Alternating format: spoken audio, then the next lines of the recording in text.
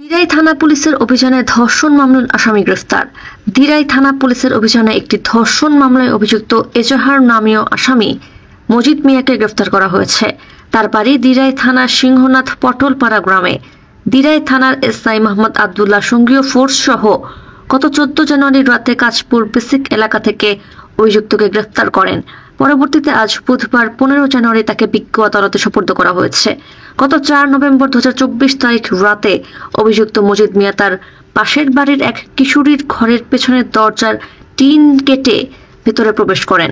ঘুমন্ত অবস্থায় ভিকটিমের মুখ ও হাত ওড়না দিয়ে বেঁধে ভয়ভীতি দেখিয়ে তাকে জোরপূর্বক ধর্ষণ করে।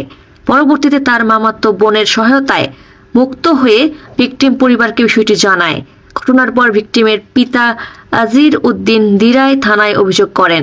তার অভিযোগের ভিত্তিতে নারী ও শিশু নির্যাতন দমন আইনে একটি মামলা রুজু করা হয়। মামলা রুজুর পর থেকেই দিরাই থানা পুলিশ অভিযুক্তকে গ্রেফতারের বিভিন্ন স্থানে একাধিক অভিযান চালায়। অবশেষে নারায়ণগঞ্জের সোনারগাঁও এলাকায় অভিযান চালিয়ে মজিদ মিয়াকে গ্রেফতার করতে সক্ষম হয়।